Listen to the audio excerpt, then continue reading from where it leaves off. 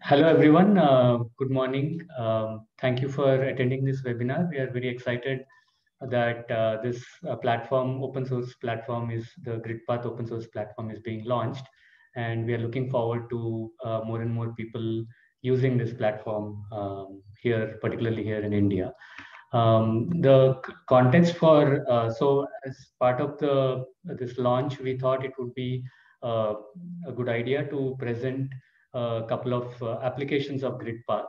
And as some of you may know, we have done studies in the past for the Maharashtra system, basically a production cost simulation of the MSCDCL system in Maharashtra. MSCDCL is the state utility which covers most of Maharashtra.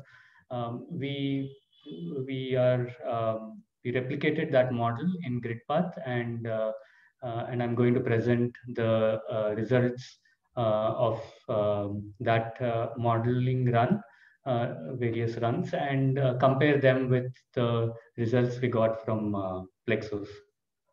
Um, the context, of course, Ashwin talked about it, and given the context, it is important to do a lot more sort of robust analysis to, in order to make rational decisions in the power sector, particularly with respect to generation and transmission capacity expansion.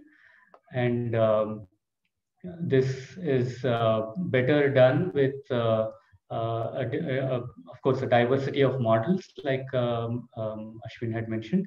But also, if an open source model available to do this sort of analysis will make it accessible to the wider stakeholder community. The implementation, of course, is transparent because it's open source. And as the user community grows, there can be much greater support from within the community for people who are starting to do modeling from scratch, to get support and advice from other people who've been doing this for a while.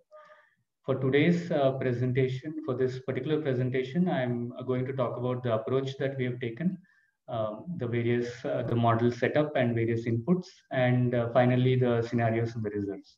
The modeling approach and the inputs, the model setup itself would be a repetition for some of you who may have seen our previous presentation with Plexus, but it would be useful for me to go through that for the benefit of everyone else. For this particular analysis, we are focusing on the state of Maharashtra, mainly to demonstrate the value and feasibility of a large share of RE to the Maharashtra decision makers.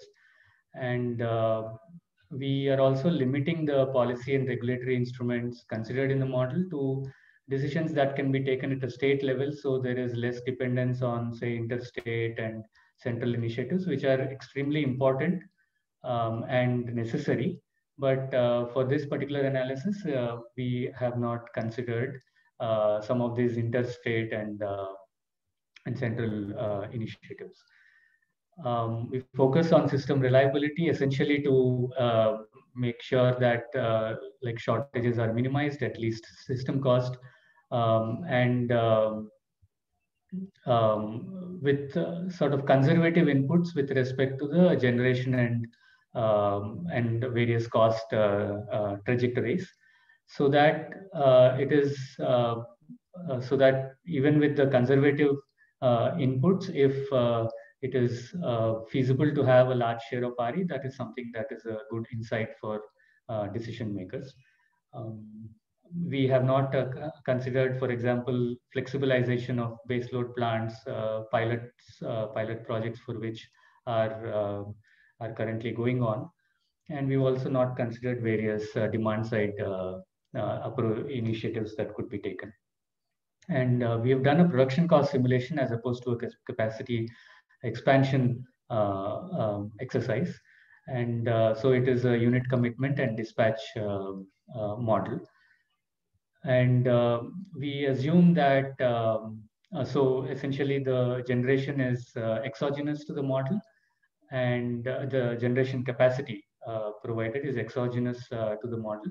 And we also assume that transmission system augmentation will happen by 2030 as needed. And the main goal is to assess. We are also not trying to do like what is the maximum amount of RE that the system can absorb. We are essentially trying to see whether it is appropriate to add sufficiently high RE capacity to the system in about a decade's time. The parameters that we consider for analysis are basically the shortage, how the system operation happens in certain stress hours or weeks. What is the coal-based capacity operation? What does that look like? What is RE curtailment? Is RE being curtailed quite a bit? And finally, what are the cost comparisons? And here we take both the variable cost as well as the total cost. So essentially taking into account the fixed costs that are incurred by adding various different capacities in different scenarios. 2017-18 is the base year that we've considered. This is a little dated, but we wanted to keep for this particular presentation, we wanted to keep the base year the same as what we had done in Plexos. So we've kept it that way. And in the future, we plan to, of course, change the base year to a more recent one. The year that is being modeled for the capacity for the production cost simulation is 29-30, fiscal year 30. Transmission, as I mentioned, is copper plate. It's a single node model. And the load profile is essentially kept the same, but it's not kept the same, but the load profile from 2017-18 is scaled up by 5% every year to FY30. And one change that we make in the load profile is to shift non-monsoon nighttime agricultural load, about 4,000 megawatts of that in FY30 to daytime. And this is sort of in line with the Maharashtra state's solar feeder policy, where tail-end solar capacity is being added to provide supply power to the agriculture feeders during the daytime. So it's a sort of a win-win situation for farmers as well as the utility. And we have unit-wise disaggregation of generation sources.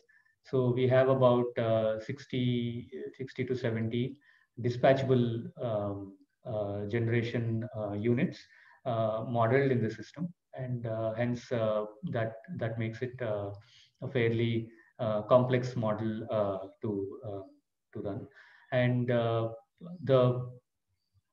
profiles for new solar capacity were generated using SAM from NREL, and the profile for new wind capacity is taken from the base year wind profile and scaled up to 28%.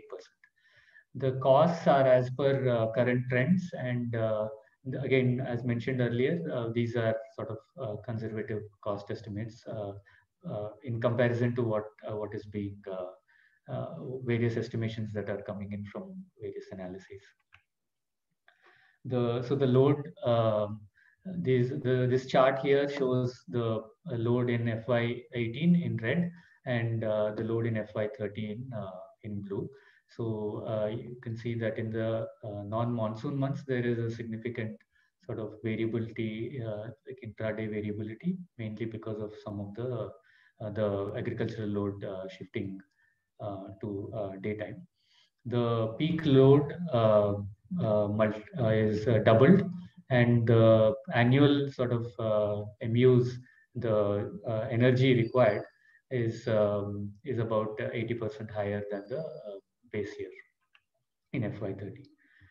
In terms of the operational constraints for thermal and hydro plants, the technical minimum of 55% was taken for all units. We felt that that is something that can be achieved even for state, GENCO and private plants. by 2030. And we've taken ramp rates of 1 to 1.5% per minute, 1 to 1.5% of nameplate capacity per minute, and minimum up-down time of 24 hours for coal-based plants. We've taken start costs as mentioned in the CEA's 2019 report, both the O&M costs as well as the secondary fuel costs that are incurred by start stops. And we assume an availability of 85%. So if this does not include, for example, we've not considered any fuel availability issues, etc. in this model. Hydro, we have annual energy budgets for dispatchable hydro. There is mainly a large part of the hydro capacity is dispatchable. Koina and Central Hydro, we've considered them as dispatchable. But the other smaller part of the hydro, we've provided generation profiles based on past few years data. For the dispatchable capacity, we provide annual energy budgets and also monthly minimum energy budget. We've not considered monthly maximum energy from these plants. So the platform, as we know, is GridPath. I think Ranjit and Nana have already explained what GridPath is.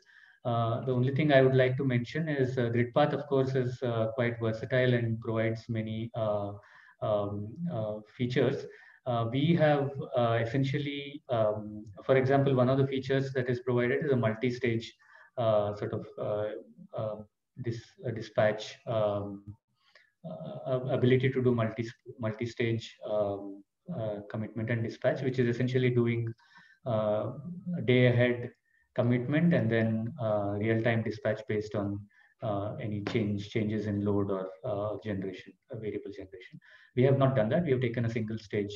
We have done a single stage simulation, basically a day ahead simulation to determine the unit commitment and then the dispatch is taking the same load and generation inputs that the day ahead run takes. We run a GridPath in multiple passes to optimize thermal maintenance and hydro scheduling on an annual and then on a monthly basis.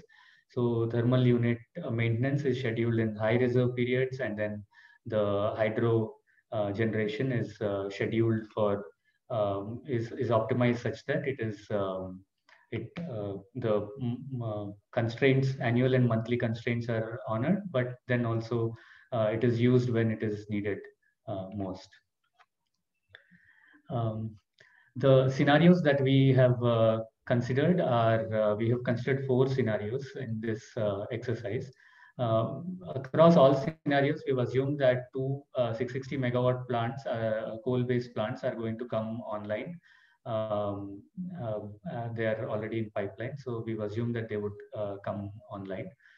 And there is a RPO 30 scenario where we assume that 30% of the generation total demand is met by from RE sources by FY30. This is again quite a doable scenario, mainly because also 25% RPO target is already mandated by MERC in FY25, and from there going to 30% generation in FY30 is perhaps not that difficult. We also provide 2000 megawatts of open cycle gas, which is available at a high cost, 12 rupees per unit nominal in FY30. We provide that as available to provide any peaking support that is needed. And then we have 3 RPO 50 scenarios, which basically all assume that 50% of the generation will come from RE sources in FY30. And the RE capacity addition across all scenarios, both RPO 30 and RPO 50 scenarios, are added in the ratio of 60% solar and 60% wind. That is just an assumption that we've taken, and that can of course be modified if different scenarios are to be run.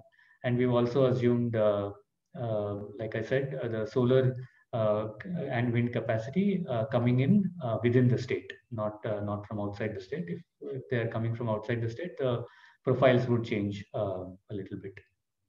We've also assumed in the RPO 50 scenario, battery coming up to provide diurnal sort of balancing support, which is about 5.5 gigawatts or 28 gigawatt hours of battery.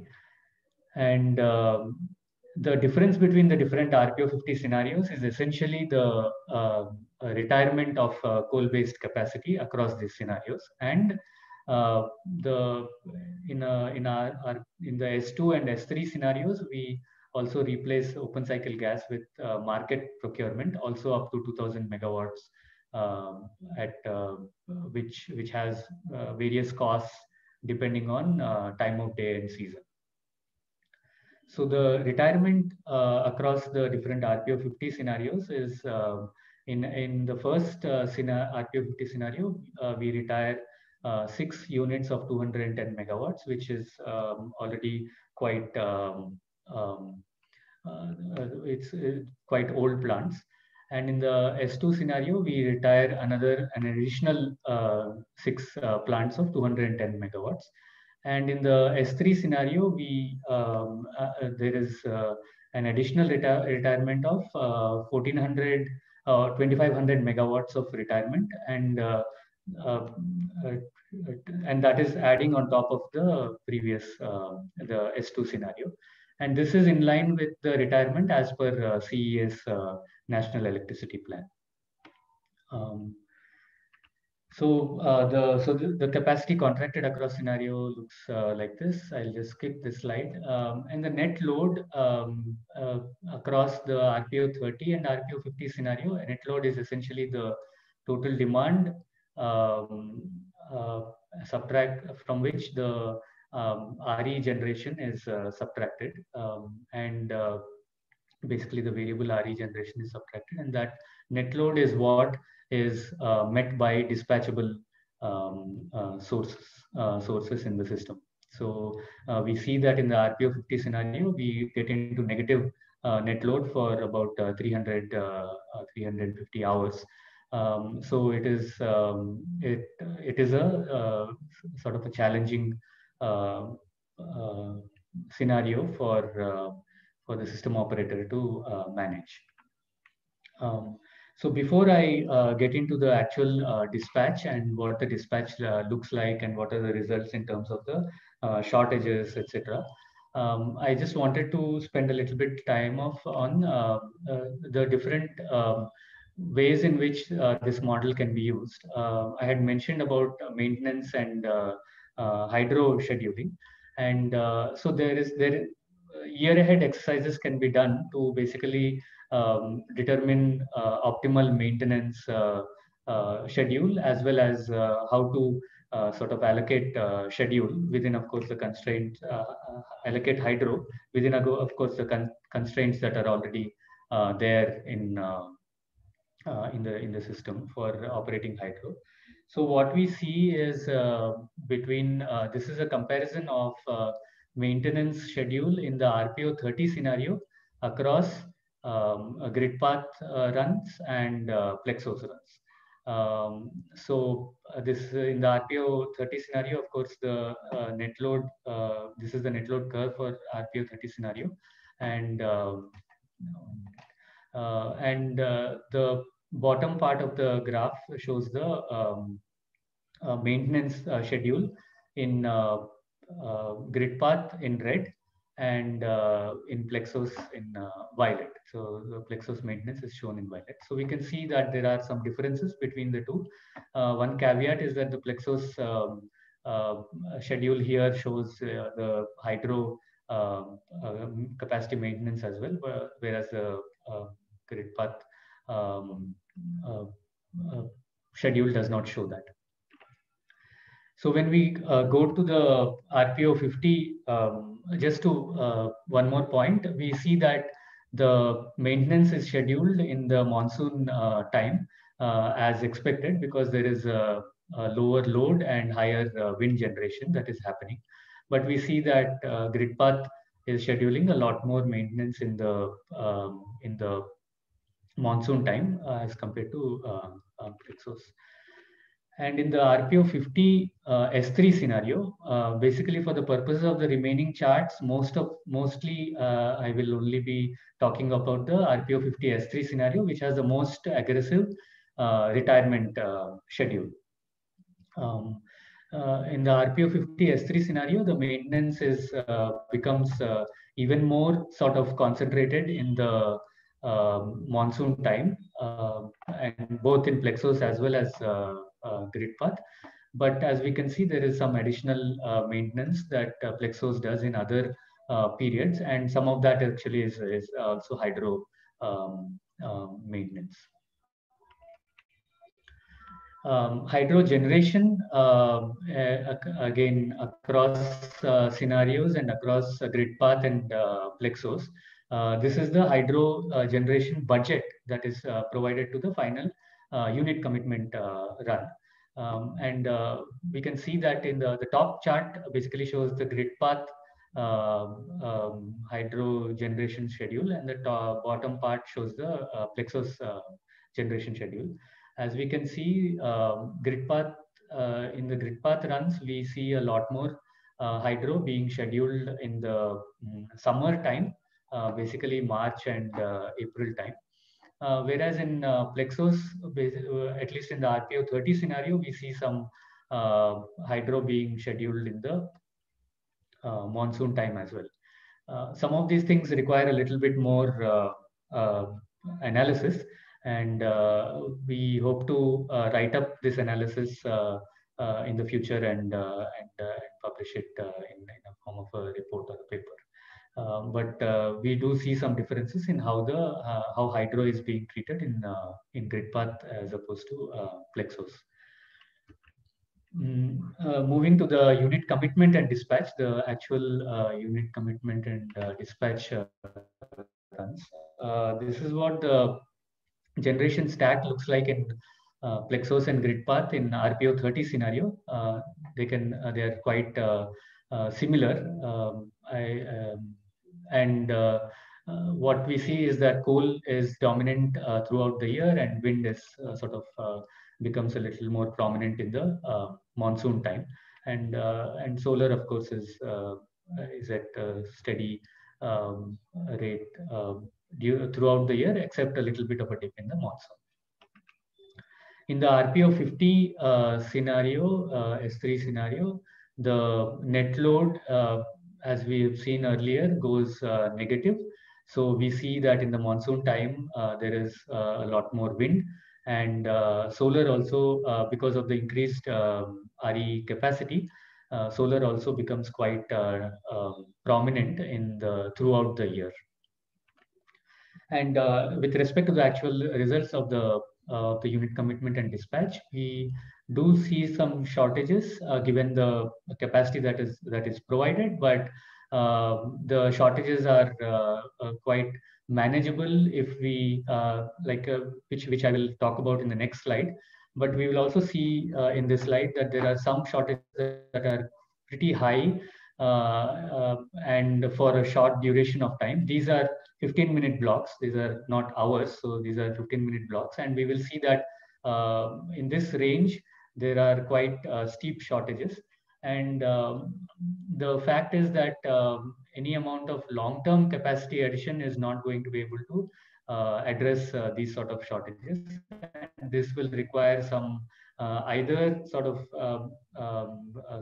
balancing at a larger regional level, or have some short-term sort of power procurement that can be planned for such instances. Coming to the summary of all of the dispatch results across various scenarios in GridPath and Plexus, I will just summarize it. There are a lot of numbers on this slide, but I'll just summarize it to the extent all the salient points. We see that shortages, as I said, are not very high. The only places in Plexos RPO50 S3 run, we see about 3,000 MUs of shortages, and but even that is less than 1%, 1.5% of the load, and of the total load, as in the total annual energy requirement, annual demand. But if that scenario is left alone, the remaining scenarios, it's not more than 0.33% of the total annual demand. And with respect to curtailment, again, we are within the 1 to 3% of the total RE that is available to generate. The curtailment is within 3% of the total RE generation that's available. So that also is quite sort of manageable and not a big concern. There is some market or open cycle gas support is needed to sort of balance particularly in some of the more stress periods. And but even that we see being around 15 to 30% at around 15 to 30% capacity factor for the 2,000 megawatts that has been provided. So essentially, it can be sort of a peaking plant that can operate at a low CUF, or sort of other sort of market or other short-term procurement or medium-term procurement arrangements that can be made to sort of provide this sort of balancing support. In terms of coal PLFs, in the RPO 30 scenario, of course, they are quite healthy. But in the RPO 50 scenarios, especially in the initial, the S1 scenario, where the capacity is not retired, basically the RPO 50 S1 scenario is a no net coal capacity addition as compared to FY18. That scenario is a no net coal capacity addition, but with a lot of increased RE capacity coming onto the system, due to which the coal PLFs come down significantly, down to 62% from 72% in the RPO 30 scenario. As the retirements are increased, the coal PLFs also go up accordingly. And coal starts are per unit. In the RPO 30 scenario, they are anywhere from 6 to 8 starts per unit. And in the RPO 50 scenarios, they go up to a maximum of 12.4 starts per unit at an annual level. We'll get into a little bit more detail into the coal fleet operation a little later. Overall, in terms of the comparison across GridPath and Plexos, we see very similar results, except for, like I said, in the RPO 50 S3 case, where we see that in Plexos, we are seeing a lot more shortages. This is something that we need to analyze a little bit more and see why we are seeing this difference. But all said and done, like most of the parameters that we have compared are very similar across GridPath and Plexos across the different scenarios. And total power purchase cost, that is including fixed costs depending on the capacity changes across different scenarios, are 5 to 8% lower in the RPO 50 scenario runs. Of course, this is not considering transmission costs and all that. So if we add some of those, some of the other costs of having higher RE in the system and the increased variability in the generation, they are perhaps comparable in terms of the total power purchase costs across these scenarios.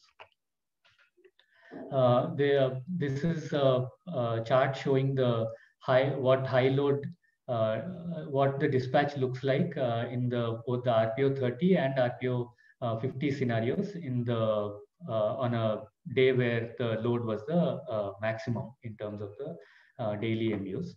And here we see that the main difference, of course, is the main takeaway is, of course, the system has sufficient capacity to meet the highest load that can happen in the system.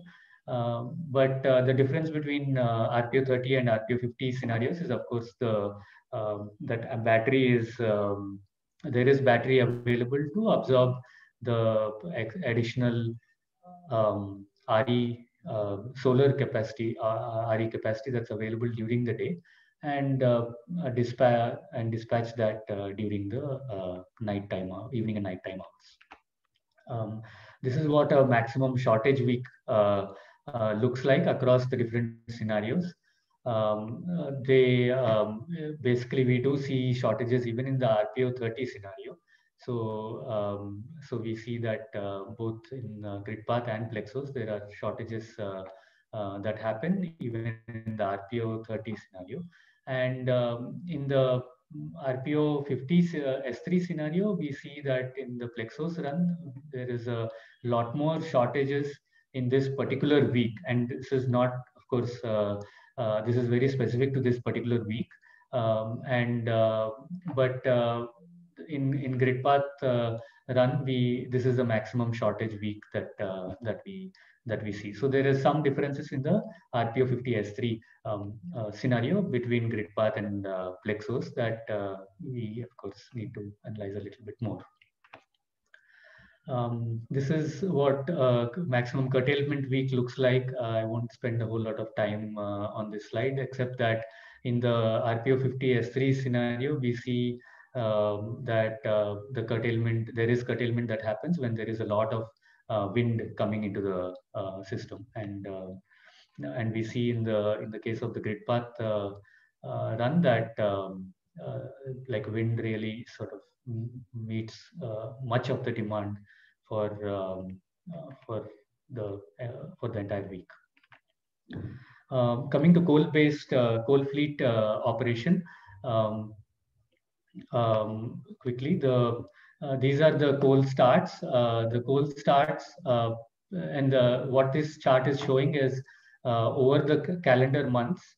This is from January to December. Different units that are modeled in the system. How many starts do they have on a monthly basis?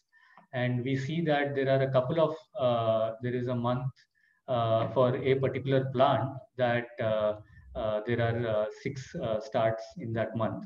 But otherwise, much of the starts, coal starts, are within 0 to 3 starts per month for across all the plants. And of course, there are some the yellow and sort of orange patches here, which basically show 4 and 5 starts per month. But across GridPath and Plexos, we see, I mean, the pattern is different, but the overall sort of picture is not very different between the GridPath and Plexos runs. Coal unit loading is again, I think I will skip this slide. Basically, what this shows is that during the monsoon months, there will be significant generation that will be turned off. The red bars here are basically CUF capacity factor of 0 for those generators, and a significant portion of the generators are turned off in the RPO 50 S3 scenario. And so that is something that needs to be considered in the that needs to be considered in the RPO 50 in the high RE scenario. Daily ramps, basically these are the maximum ramps within a 15-minute block on each day. Those, of course, just are according to the ramp rate constraints that are provided to the system. and they are of course similar across GridPath and Plexos. With respect to daily cycling, this chart is showing for each day in the month what is the maximum difference between the highest generation of a particular coal fleet to the lowest generation of a particular coal fleet. We can see that again. This is for the RPO50 S3 scenario. We can see that most of the time it is in the 2000 megawatt range in both the GridPath and Plexos runs. But there are certain days when there are much higher sort of cycling requirements. So this is assuming there is a capacity of 7,500 or odd of the Genco coal, out of which 6,000 megawatts is actually. But that is like just one single day. So actually, much of the year it is perhaps within manageable range. So the key insights that we get from this exercise is, of course, one meta sort of insight is that the key insights that we had from the Plexos runs that we had done about a year ago do not change with the GridPath, with modeling the same system in the GridPath run. That gives us greater confidence in these insights. And we feel that it is something that needs to be taken. These are some needs to be taken seriously. The first insight is basically that it is possible to meet 50% like demand in 2030 with no net addition to the coal fleet, with 50% of the contribution coming from RE. In generation terms, the operation of the coal plants is within acceptable limits, and however, one caveat is retirements have to be planned carefully. I mean, there are advantages to retiring capacity that is old, and as greater RE is coming onto the system. But also it needs to be planned carefully, especially if it is aggressive retirement is something that needs to be done after looking at doing detailed studies of what that means to the system. Solar feeder is an important contribution to sort of meeting high amount of solar capacity that will be coming onto the system, and that is beneficial to the system because it lowers the overall system cost. And we do need, for reliability, we do need to procure peaking power, which could be at a sort of a low CUF, which can operate at a low capacity factor. And or of course, it can be done using sort of procurement over market or other sort of medium-term arrangements. And coal availability is definitely an important consideration. If coal-based fleet is not available, given various fuel constraints or whatever, that can add significant stress onto the system. And the few hours where we see sudden shortages, high megawatt shortages, those for those perhaps demand response measures can be taken, or to address some of those concerns. And also the fact is that the results that we have shown, I forgot to mention earlier, are of course a result of the particular demand curve profile that we have taken, and that can also change in the future, and depending on how things basically based on how the various regulatory interventions, etc.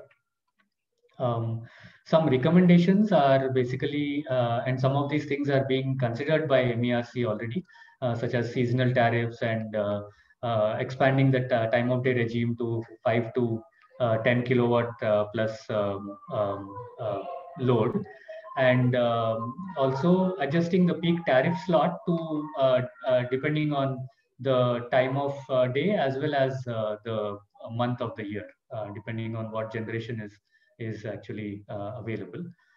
Seasonal short-term procurement is something that can be allowed. And peak exigency power procurement is also something that could be allowed, so that the utility has some additional resources at its disposal. Battery plays an important role, especially for diurnal balancing. And transmission planning needs to be done if we want to go with the adding a more sort of higher RE into the system. The transmission planning has to be done accordingly, of course. But finally, also RE, while adding RE is something that is beneficial to the system in terms of the cost. The procurement, as we increase the RE capacity on the system, the value from RE to the system also needs to be considered when, rather than a least cost approach, when determining the location, the profile, taking into account the location and the profile of the RE generation, so that it is most beneficial to the system. In conclusion, the results are comparable between the GridPath and Plexos runs. The key insights remain the same, and getting similar results across the two different modeling platforms definitely increases confidence in the insights that we have presented. And there are some minor differences between the Plexos and GridPath runs that need further investigation, and we will be doing that. And we also plan to do a capacity expansion model for Maharashtra, perhaps do a wider regional model, and definitely do a wider regional model, so that the more regional or national balancing can be taken into account. And we also plan to make the Maharashtra model public in due course, so that other people can take a look at it and look at the assumptions, maybe use different assumptions and run the model and derive their own sort of conclusions. With this, I will end the presentation on the Maharashtra model, and I would like to request Milind to sort of do the C-step presentation on the Karnataka model that they have done. And please type in questions, and we will try and answer them during the presentation, and whatever is remaining we can address in the last Q&A session. Over to you, Milind. Thanks, Srihari.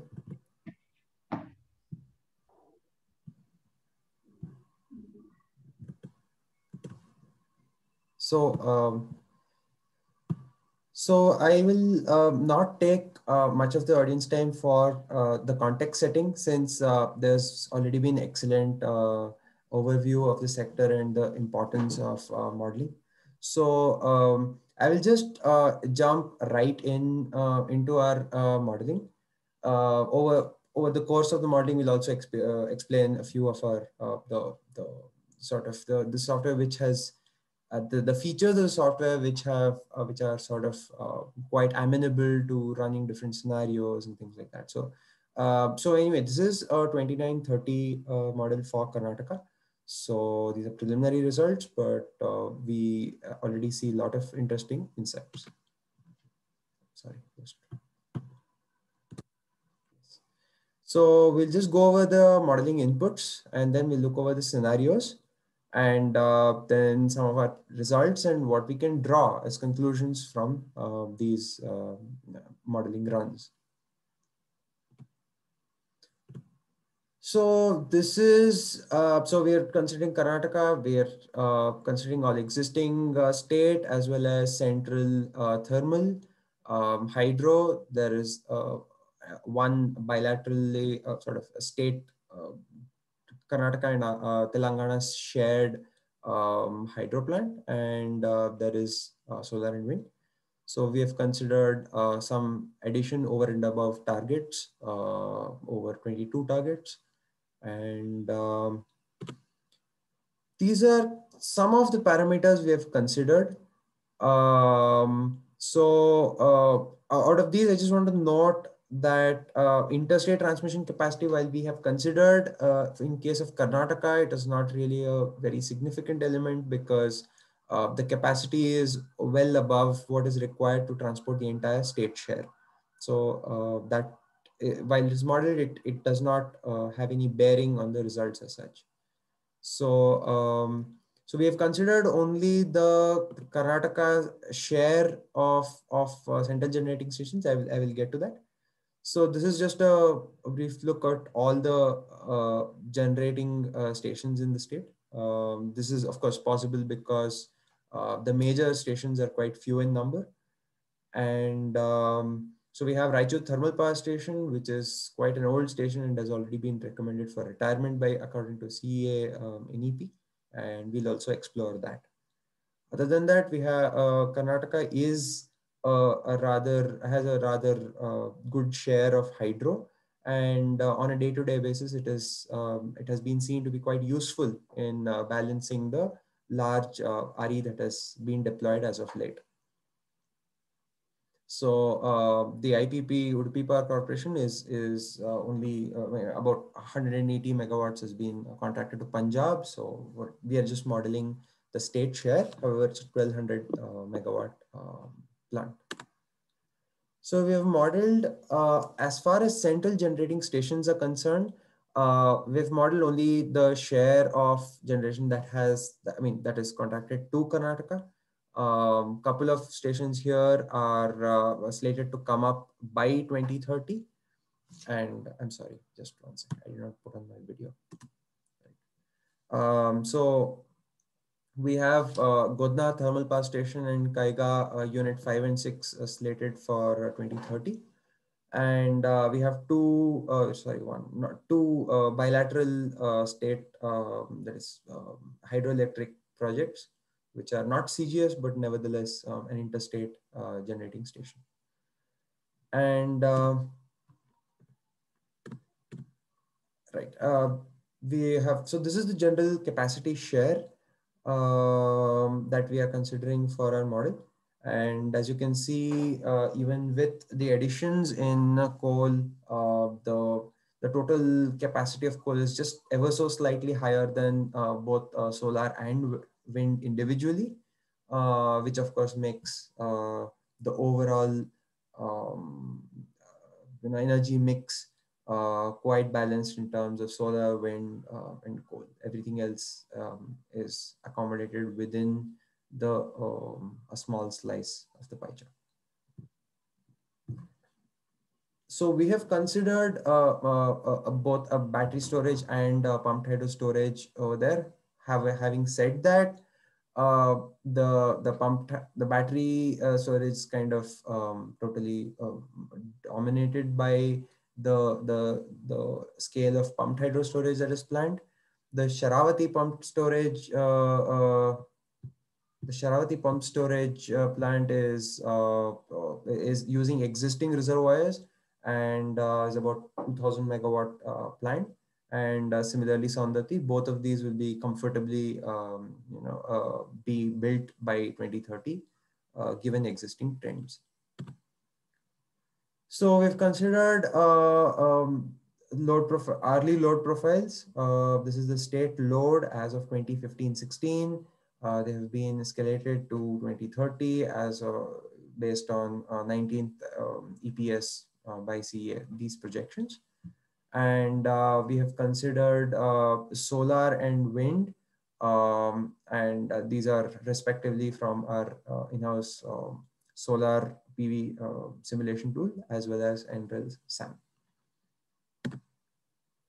So this is just a view of the state demand curve. The peak is a little over 18 gigawatt. And this is, of course, subject to change. And given the COVID situation, I think any demand forecasts are liable to be revised. But this is just a view into what could happen given this growth in demand. So as far as solar, this is just the peak month of solar. So it's just a view. Similarly, wind in October, like as you can see, it's quite different in character. And so we'll move to the scenarios. We have three scenarios here. So the base case, as I've already explained, consists of all the existing generation of state, center, and upcoming state and center. There are no upcoming state generation as of now. There is solar and wind capacity as currently available from Credit. We are considering a state demand and no retirement as of now. With the scenario one is where we have proposed the addition of battery and PHS storage. And scenario two involves the addition of the storage as well as retirement of Raichur Thermal Power Station. While the oldest unit was set up in almost 1986, the newest unit is almost 2010. However, the entire plant has been talked about for retirement. So we'll just go over some of the profiles, and then we'll move to some of the overall metrics.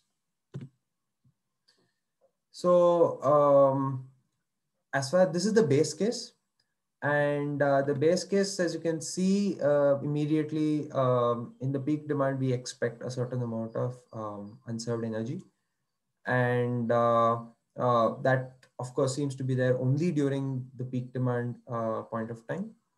And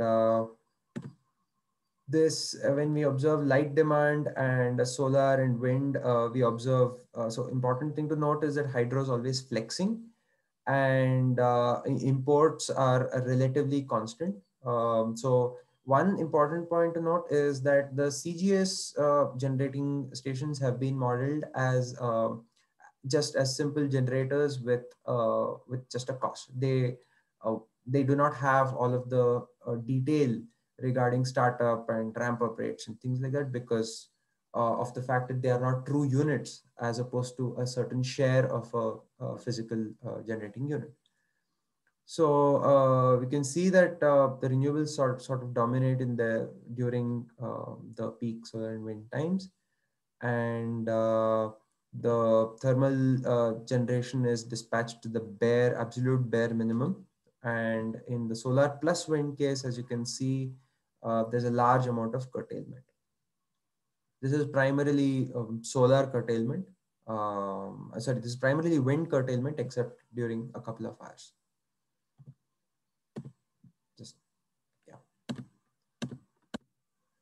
So we'll just go over the seasonal dispatch just to see how it looks at a larger time scale. And what you can see is that while there is some unserved energy and some curtailed renewable energy in the summer, there's a lot more curtailed hydro, very noticeable. And similarly, in the different seasons, we observe more significant unserved energy in December to February. Load is growing. And right.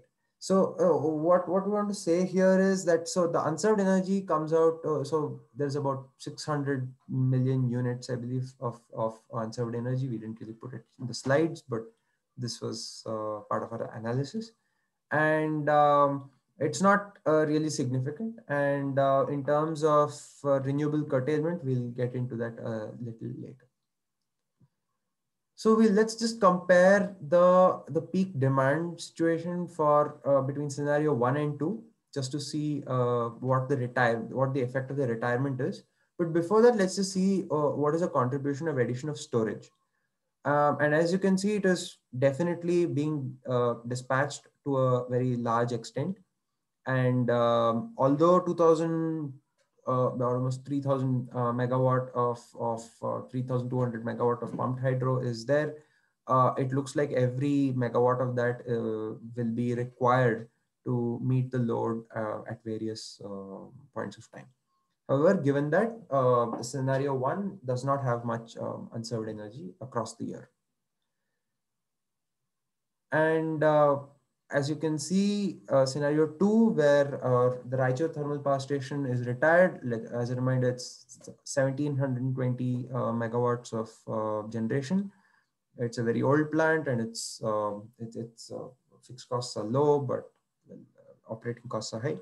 And nevertheless, we can see that there is a very large amount of unserved energy, and this further addition of storage would not really help, as opposed to further capacity addition of generating plants. And in light demand, the situation is not very different. There is not much interesting happening here. And similarly for the peak solar and the peak wind, the storage performs its role as expected. And we can see the charging start at around post the solar peak. Right. So let's go again into the seasonal dispatch, and the immediately visible feature here is the reduced capacity of RTPS. Let me.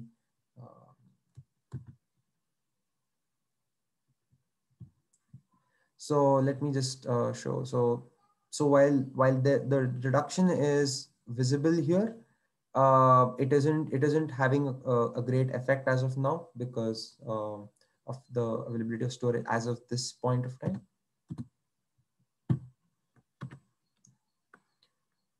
And similarly, in the rainy season, there is not much scope for thermal to be dispatched, and so this is the lack of that much thermal capacity is not felt much.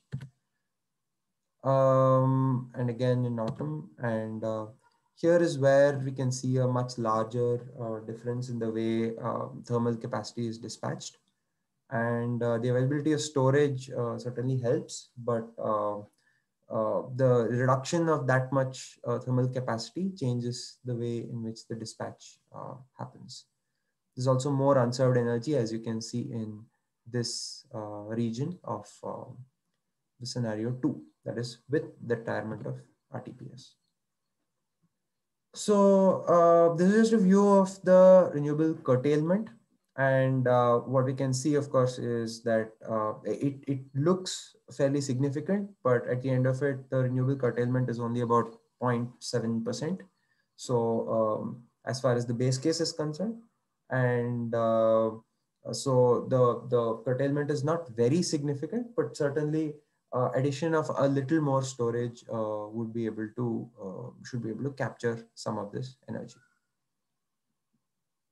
By the way, so many of these plots are from the GridPath GUI itself. So in that sense, there is a certain convenience already built in, which helps to get started with the software for people who are beginning modeling.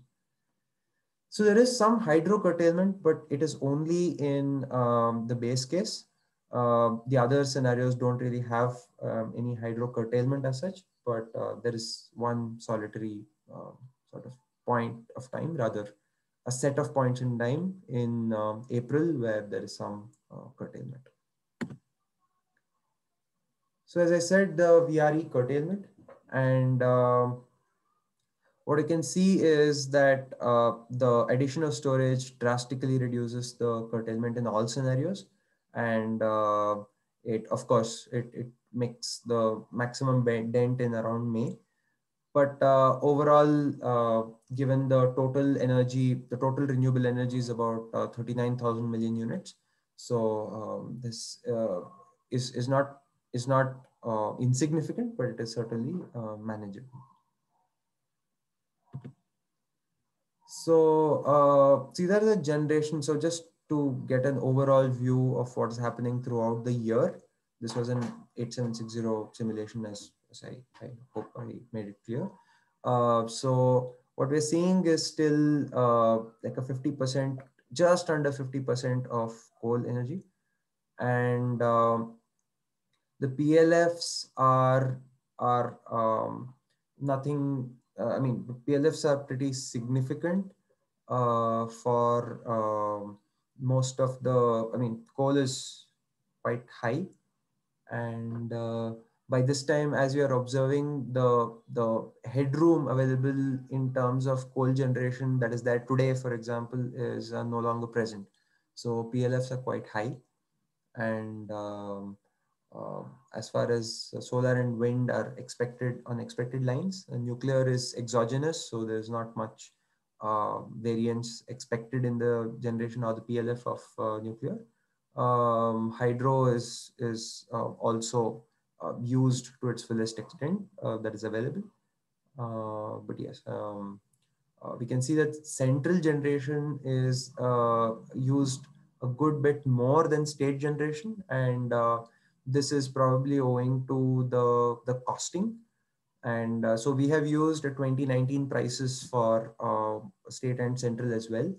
And in fact, all costs are 2019 prices. And yeah, I'll just go ahead. So basically, we can see the clean energy has a good, exactly a 50% contribution in the base case.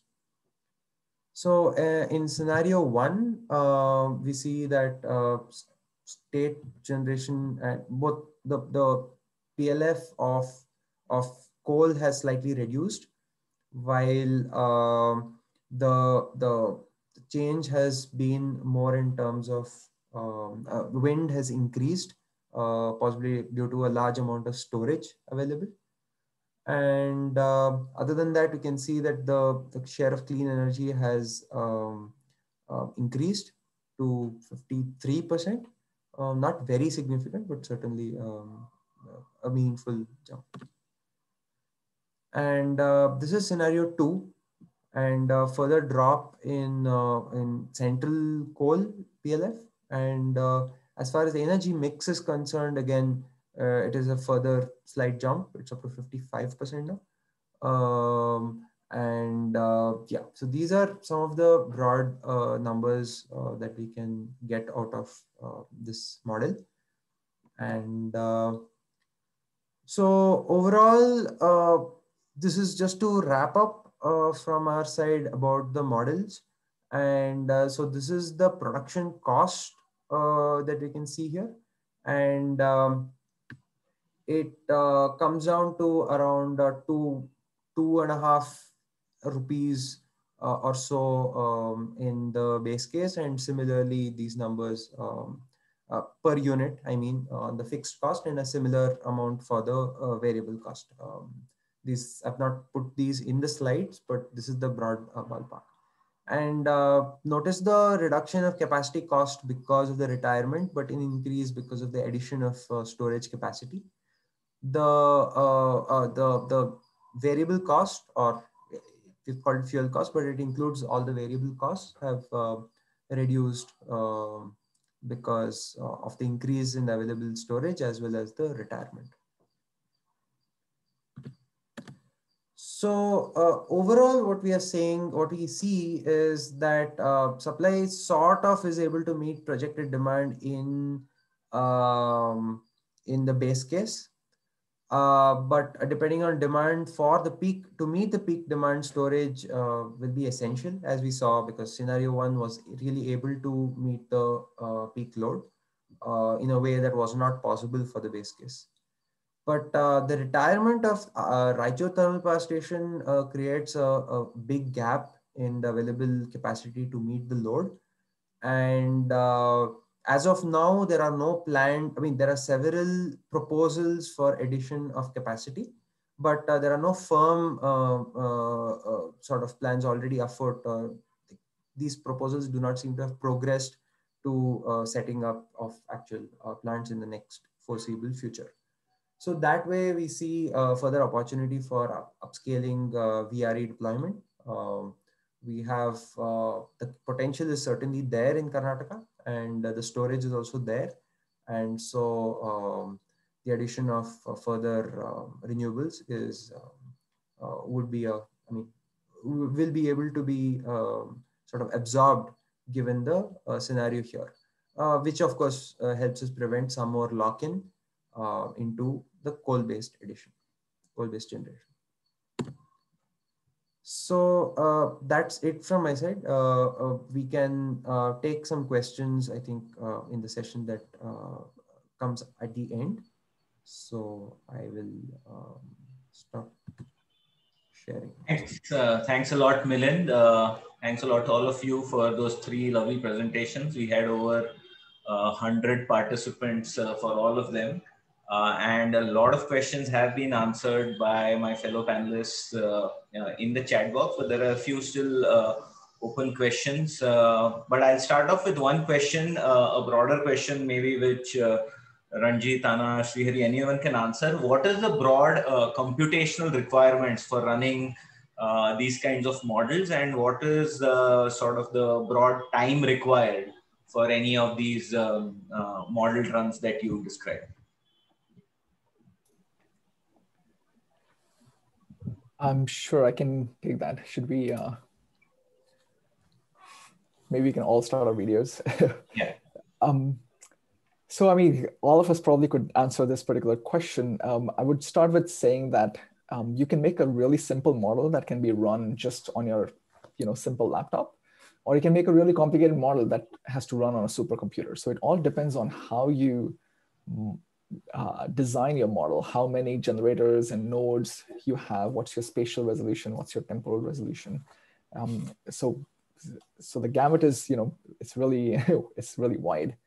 But I have run models that can run within a minute, and then some that take like several hours and over a day sometimes. Anna and Srihari, do you want to add? Yeah, I can just add some of the results that I've been showing for the California modeling. These are the types of runs that will take, maybe between 2 and 6 hours, something like that, just to sort of give you a sense for runtime. That is, of course, what a commercial solver. So I think which solver you use is definitely part of sort of what the runtimes will be. And when I do say 2 to 6 hours, that's on a desktop computer with pretty normal sort of specs, but with a commercial solver. So that's I think a big part of the picture. Yeah, just to chime in, yeah, I agree that I think the commercial solver does make a big difference. And for the model that we have run, the Maharashtra model, we have set it up as a mixed integer programming model. So there are certain integer constraints that need to be satisfied. For example, the unit commitment, etc. For such a model, for the Maharashtra system, the model takes about anywhere from 16 to 20 hours to run on a regular desktop computer. Having a bigger, like a more powerful computer, or does not necessarily, at least does not seem to help with this particular model that we are running. So, yeah. But if that is for the full Maharashtra system, of course, there is some one could tweak the input such that there is some relaxation in some of the constraints, and that will make the model run much faster. Essentially, that will help if there is some relaxation of some of the constraints. Yeah, but that needs to be carefully looked at and determined once when someone is trying to model a system. Yeah, I think I would also sort of corroborate what Srihari said. I mean, in some sense, it's a trade-off between the cost of the hardware and the cost of the software. But as he said, not all improvements in hardware will scale with the cost. So definitely a commercial solver, while open source solvers get started. When the models start becoming a little bigger, like in our case as well, there are binary commitment requires integer programming capabilities, and that definitely has, like, we have the experience to see the difference between some of the commercial solvers and the free solvers. All right, thanks everyone. There's another question, maybe particularly for Anna or Ranjit. Anne was asking whether retirement can be done exogenously or endogenously, and Atul and some others had answered that you could do it either way. But she had a follow-up question on something called economic retention, which is part of the resolve model used by CPUC. So Anna or Ranjit, do you have any sense of? I was just typing the answer to that question. Happy to answer it. Yeah, so the economic retention functionality and resolve, I just looked it up to make sure that that's the case. It's basically the same thing. It is sort of a way to determine how much of the gas fleet should be allowed to remain available and how much should be retired based on sort of the value that it's providing. So yeah, it's the same thing. Okay. Srihari, there was a question on runtimes for GridPath versus Plexos for the NSADCL model. Between Plexos and GridPath, like I mentioned, in GridPath, it's taking about 16 to 20 hours, and in Plexos, it takes about 12 hours for the same setup, basically like an integer problem. Okay, and Rahul had a follow-up question on the sort of... Yeah, I was going to answer that. This is about taking advantage of multiple cores and threads on the hardware. Yeah, the solvers typically do take advantage of multiple cores and threads automatically, and they can also be sort of tweaked to use a certain number of cores, etc. And that's where most of the work happens anyways. So, Anna and Rajit can perhaps add to that.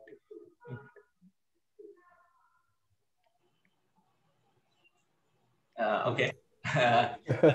Mr. Suni had a question which I think Srihari may have answered, but for the benefit of the larger audience, and there are some who want to take up modeling within GridPath, what is the broad sort of sense of time or resources needed to get comfortable with GridPath and sort of build a model and start actually using it, in terms of the time and the resources needed? Anyone could answer that. Yeah, I'll take a shot at it and others can please add. I think because this can vary from person to person.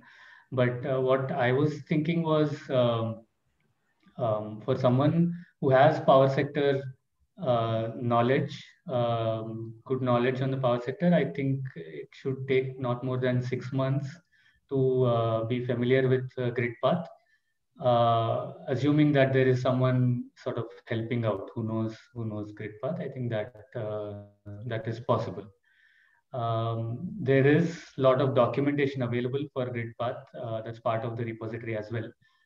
And I think there is also a plan to sort of continue to improve that. So that will definitely help. With respect to the kind of skills needed, I guess the one thing is that GridPath comes with a UI, so there is no programming skills needed. The UI the inputs are provided in CSV form or in a database, but CSV is someone familiar with using different data analysis and data modification like tools can basically provide the inputs and also process the results. The GridPath UI also has some visualization of some of the results, and this also will continue to be enhanced as we go forward. Others can please jump in because this can have multiple answers, this question.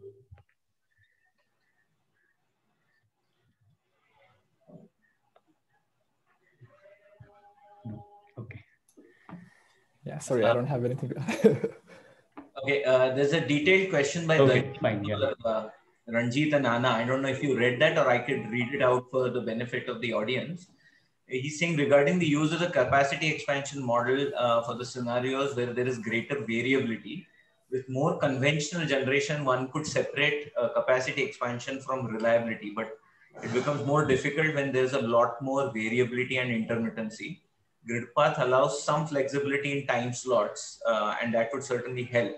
But would it work well for cases in India where flexing costs of coal are very high? So it becomes difficult to separate capacity expansion and reliability. Any thoughts or suggestions? Sure, I can take a stab, and then maybe Anna can add to this. Actually, I was reading that question, Srihari, so I got distracted when you asked the previous question. Thanks, Aljit. So grid path within the capacity expansion, as you said, it optimizes both capacity cost and operations cost. So your samples, points and sample days do account for the variability of wind and solar and load. And your obviously conventional generators are responding to that. And for those generators, we have different constraints, not just minimum generation constraints, which are like the hard constraints, but also if you want to include costs of operating the power plants at lower operating levels, then you can do that through degrading heat rate curves. And that sort of needs more fuel, and that affects your costs. So if your flexing costs are all represented by those increasing heat rates, then we could capture those costs. But if there are more explicit cycling costs that needs to be added, I want to make a plug here that GridPath is very modular, and you can add features which can sort of account for these cycling costs if they're not represented by the constraints that are already there right now, like different heat rate curves at different operating levels or minimum generation levels to represent India's, sort of quote unquote, less flexible conventional generators. Anna, do you want to add?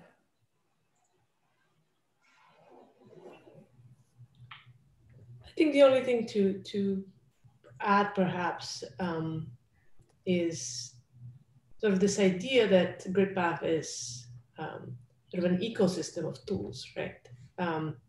Meaning that the production cost functionality, the capacity expansion functionality, they use the same framework, the same modules. So it's actually very easy to go between production cost and say capacity expansion. And oftentimes sort of a way to have sort of a more holistic view of planning would be to say, use your capacity expansion model to sort of create a portfolio of resources, and then actually test that in your production cost where you have a lot more detail and operational fidelity to make sure that you don't run into, say, flexibility problems or things like that. And then to the extent that you do, then you can actually sort of see, what are the conditions, like what is the day when that is happening, and then you can feed that back into your capacity expansion model in order to take these conditions into account when actually sort of creating that optimal portfolio. So in that sense, because all of these tools are again part of the same framework of the same sort of ecosystem, it's a little easier to have that sort of more iterative approach to planning. Okay, thanks for that. There's one on how can grid path modeling address rapidly changing scenarios, say with respect to battery costs or performance of renewables, or can it compute carbon emissions or even part load heat rates due to part load operation? How is that possible in grid path, and how is it done? Yes to all. So GridPath does account for carbon emissions. It estimates carbon emissions. It also has a way to cap carbon emissions in sort of if you're building different, generation assets. It also has part load heat rates, so that is also possible. And then that's right, changing investment costs. In the example studies that we showed like different investment periods that we use to model. So for example, if you're modeling 2020 to all the way to 2030 or 2040, you can assume different investments costs for batteries and wind and solar for each of these different years. And that is what we did in those example studies as well. So that sort of reflects how the the changing costs for these technologies are evolving. Okay.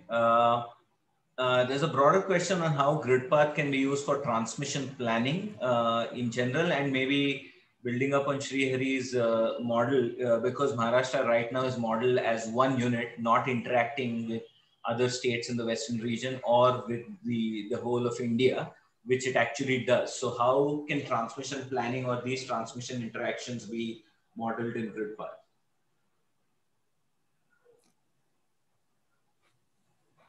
I can take a stab, and then maybe Anna and then Srihari can go. So in the capacity expansion model, again, in that mode, you can provide candidate transmission lines or corridors between different nodes, and GridPath can choose between whether building those candidate transmission corridors or lines is cost optimal.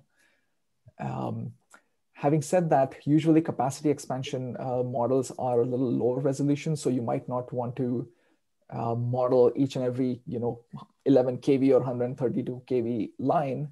You might want to develop a model that is, let's say, 220 or at least like say 400 kV lines. But having said that, once you build that, because the way transmission is modeled in GridPath, it's either DC, which is sort of linearized AC power flow, or a pipe model. You want to then simulate, if I were to do a complete transmission study, you want to run the same model in a production cost mode, so all 8760 or 15-minute time points, to look at the new selected transmission corridors, right? And then identify the time points where you will see constraints on transmission lines, or certain time points that you can then take to your power flow model, let's say PSSE, and then model those snapshots in terms of AC power flow. Right now, we only do, I think the common practices are to model it in the PSSE AC power flow model, and you're choosing certain snapshots in time. But how you choose those snapshots was easier before we had a lot of variable renewable energy. Now it gets more trickier, and so this combination of models would lead you to a much more robust transmission planning exercise. Okay, anyone else wants to add, or there's a question from Mr. Sunil? So one thing I would just like to add regarding transmission planning. So of course, a bulk of this has to be verified with a higher resolution model, production simulation, or like as Ranjit said, full power flow model. But one useful metric that can be tracked is the instances of curtailment due to the transmission bottleneck. So just tracking the level of transmission bottlenecks and can give a fair idea of how much is ballpark figure, how much transmission should be put. Having said that, it gets a bit tricky to track the flows after a certain point because it's difficult to estimate where the power is going and like why it's going from a certain region to some other region.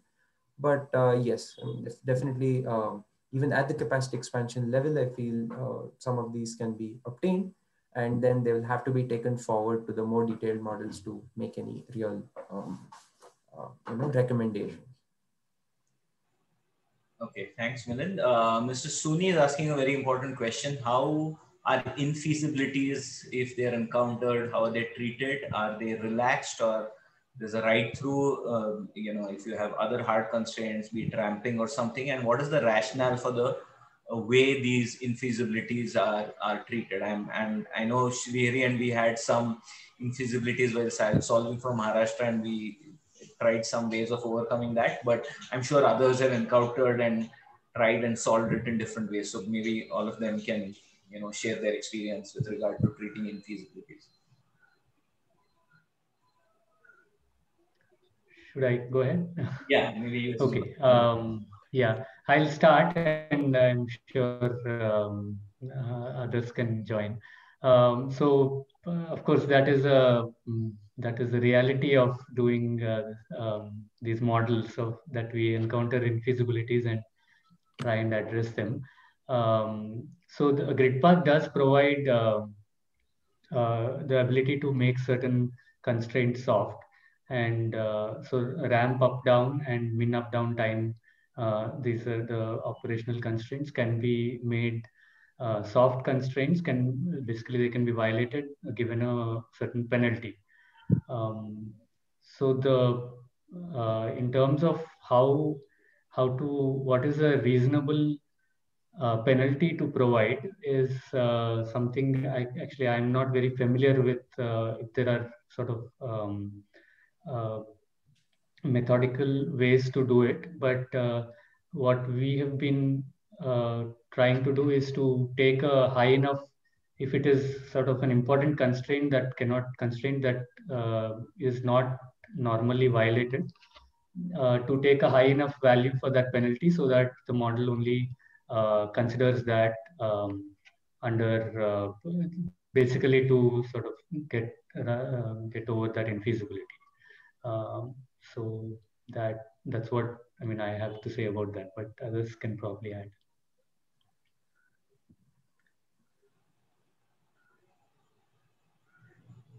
Okay.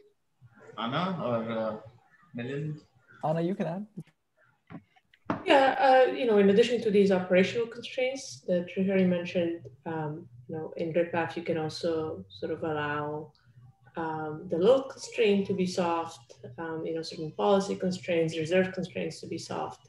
So with load in particular, there is this notion of the value of unserved energy or unserved load, which can vary from place to place, but you could actually use that. So yeah, that's the only thing that I was going to add.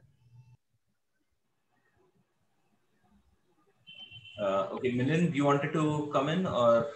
No. As far as infeasibilities is concerned, we did not run into that many infeasibilities as such. So like that was one particular issue that we didn't encounter. That's it. Okay. There's another one on. Let me get to that. What are the next steps or plans for expanding the use of GridPath by C-Step Prayas, and what kind of support or training would be provided for potential users?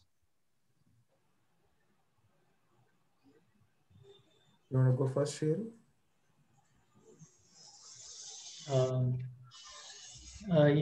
Yeah, I think we do. I think, of course, going forward, I think Ranjit, you can also add, Ranjit, Anna, about the long-term support for the GridPath as an open source project. Of course, because it's an open source project, one thing is that the more contributors there are, the better it is, and we are hoping that as the platform becomes more popular, there will be greater interest in sort of providing features, fixing any issues, etc. But specifically in India, we intend to use the knowledge that we have gained over the past few years in doing this sort of modeling exercises to sort of help anyone in the sector, like practitioners, basically the utilities, maybe regulators, ramp up in terms of using GridPath as a tool that is used for decision making in the sector. We do want to provide support in that regard. What form that support will come in is something that needs to be that will figure out as time goes by, as we know what the exact requirements are, etc. But that is something that we would like to contribute to going forward, to sort of provide any support that is needed for various people in the sector who would like to use this platform to do their sort of decision making, etc. Right. And to add on to that, definitely even taking Gridpath forward is one of the priorities. And we also have are planning to support utilities, especially in Karnataka, to take up software as well as any other interested organizations. So those are something that we are still planning as of now, in what shape and size it will take and how, like what arrangement can be made. But broadly, we are taking Gridpath forward, and both in terms of usage as well as in terms of supporting other end users, especially new users, into the platform.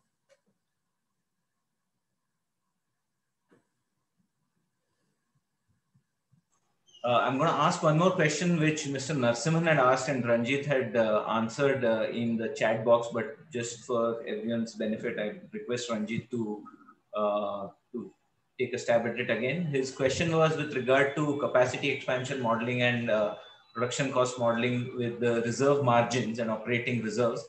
How is LOLP, loss of load probability, factored in both these studies? Sure, I can take a stab at that, and then I would like Anna to also talk about the resource adequacy work that she's doing. So the question was about planning reserve margins and operating reserves. And planning reserve margins, so that's basically how much capacity you need over and above your sort of net peak demand, from your other resources that could potentially provide those planning reserve margins. So it ensures that you have enough capacity online to meet your load reliably. So Gridpath can basically meet that particular constraint, example, like 15% or 10% planning reserve margin. For operating reserve margins, if you're running your model, let's say in a production cost setting where everything is exogenously decided, then you want to make sure that you have those operating reserves. But when you solve the model, it's, if you don't have those operating reserves in certain time points, it's you'll just have less of those reserves, or you might have some unserved energy in some time points. So that's one potential.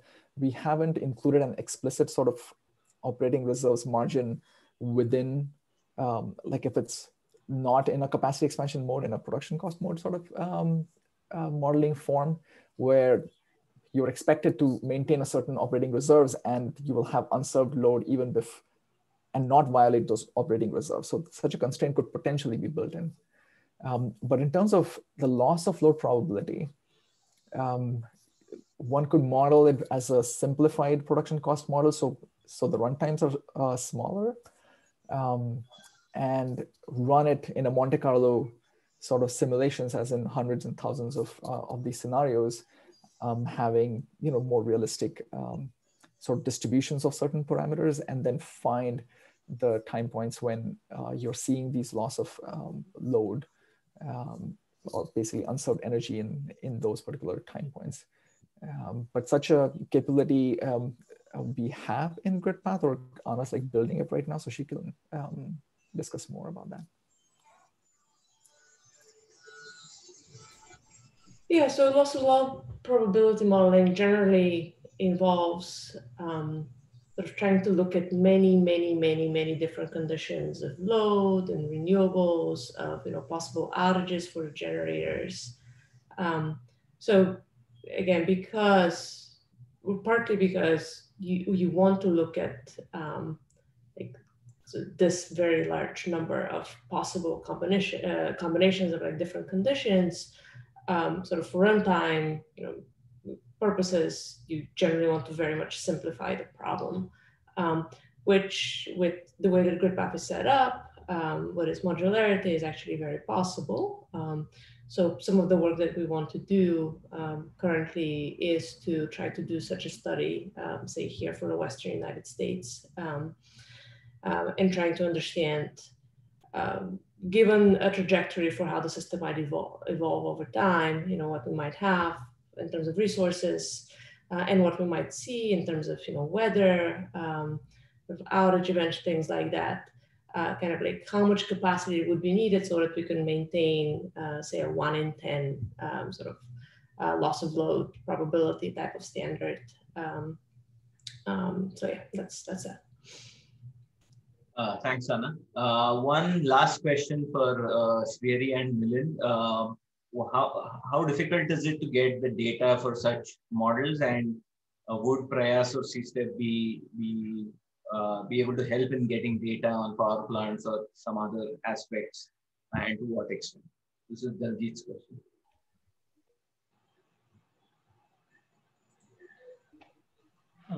I can start, and Milind can add. So as I mentioned, we plan to make the Maharashtra model data public at some point in the future once we sort of clean up everything. But I think the question is sort of a larger question of the difficulty of getting some of the more detailed data. I think for that, we are sort of continuously trying to reach out to various data agencies to make data available in the public domain and in an accessible form. But that, I think, is something that will continue to. I mean, we are, for example, Prayas is doing some work with Niti Aayog on making energy data as in general more available. Also, I think beyond that, we don't have at this point any specific plans of having making data, specifically data like this, available to in the public domain. I think I mean, beyond all of this, there is no specific plans of creating a data portal or a sort of a data repository that people can access. We don't have any such plans right now. Yeah, from CSTEP side, yeah, I would like to take this question. So yeah, we do have some certain plans to have some MOU with the state GENCO so that the data required for the model we can get from them. So and the larger part, like we are also planning to build a data portal kind of thing. Like we have come up with some concept notes. So we are in discussion with state utilities and also at regional level.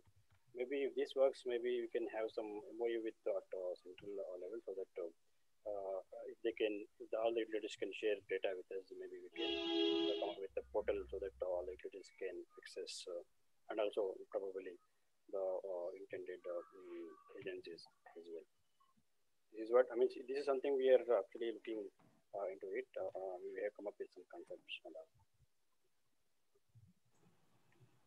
Okay, thanks, Hari Krishna. I think that's it for the Q&A. We've been able to answer over 50 questions, and there's been a very rich discussion. So thank you once again to Milind, Hari Krishna, Srihari, Anna, and Ranjit for the presentations and for answering all those questions. And thanks to all the audience for all those questions as well, and the comments as well. Just in terms of closing comments, I think, you know, the availability and data and computational resources, as mentioned, are key, definitely. But now that GridPath has been launched, I see there are enormous possibilities to run multiple models, to run up different scenarios and to compare them.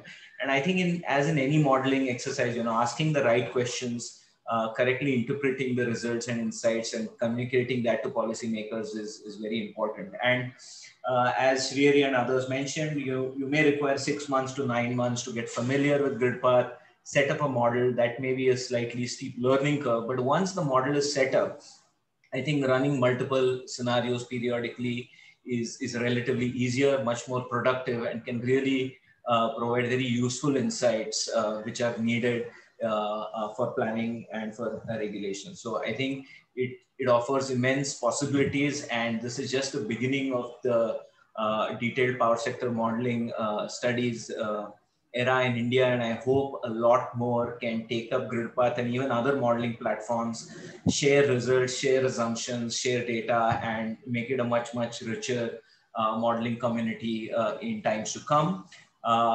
Let me also remind all the participants that we have day 2 tomorrow, same time, 10 a.m. India time to 1 a.m.